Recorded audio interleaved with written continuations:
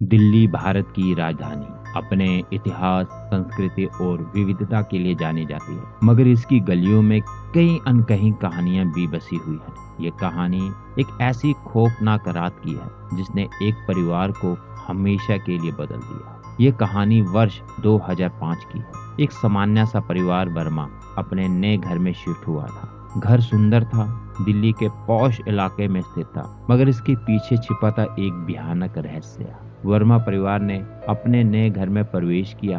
घर सुंदर था, बड़ा था और काफी हरा भरा था, मगर घर में प्रवेश करते ही उन्हें एक अजीब सी बेचैनी महसूस हुई। पहली रात को सब कुछ सामान्य था, मगर धीरे धीरे अजीब घटनाएं शुरू हो गई थी। रात को बर्तन खुद ब खुद हिलने लगते थे। कभी कभी घर में किसी के चलने की आवाज आती थी, जबकि सभी लोग सोए हुए होते थे। वर्मा परिवार ने सोचा कि यह उनका भ्रम है, मगर धीरे धीरे घटनाएं और भयानक होती गई। एक रात वर्मा परिवार की बेटी प्रिया जोर से चिल्लाई। जब सब लोग उसके कमरे में पहुंचे तो उन्होंने देखा प्रिया की आंखें खुली हुई थी, मगर वह किसी को देख नहीं रही थी। वह किसी अदृश्य शक्ति के से बात कर रही थी। उसके मुंह से अजीब सी भाषाएं निकल रही थी, अजीब सी आवाजें निकल रही थी। परिवार को समझ नहीं आ रहा था कि क्या हो रहा है। डॉक्टरों के पास लेकर गए। डॉक्टरों ने इसे मानसिक समस्या बताया, मगर कोई फायदा नहीं हुआ। फिर किसी ने उन्हें बताया कि आप तांत्रिक के पास जाइए।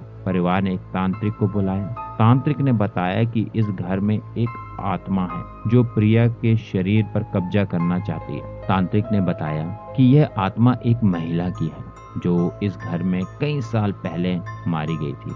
उसे बुरी तरह से मारा गया था और उसकी आत्मा को शांति नहीं मिली थी, इसलिए अब वह बदला लेने के लिए लौट आई है। तांत्रिक ने पूजा शुरू की। घर में माहौल और भी भयानक हो गया। पूजा के दौरान अजीब घटनाएं होने लगी। घर के सभी दरवाजे और खिड़कियां खुद ब खुद बंद हो गई। बिजली बार बार आ रही है, जा रही। प्रिया की हालत और भी खराब हो गई। वह बेहोश हो गई और उसके शरीर पर अजीब से निशान आने लगे। तांत्रिक ने बताया कि यह आत्मा की ताकत है। पूजा को और तेज करने की जरूरत है। पूजा के अंतिम चरण में तांत्रिक ने आत्मा को बुलाया। आत्मा ने प्रिया के शरीर से बात की। उसने बताया कि उसका नाम राधा था और उसे उसके पति ने मार डाला था। उसकी आत्मा को शांति नहीं मिली और अब वह बदला लेना चाहती थी। तांत्रिक ने राधा की आत्मा को शांति देने की कोशिश की। उसने कहा कि अगर वे अपने पति को माफ कर दे तो उसे मुक्ति मिल सकती है। काफी कोशिश के बाद राधा की आत्मा ने माफी दी और उसकी आत्मा को शांति मिली। पूजा खत्म होते ही प्रिया की हालत सुधर गई। घर में सब कुछ सामान्य हो गया। वर्मा परिवार ने राहत की सांस ली।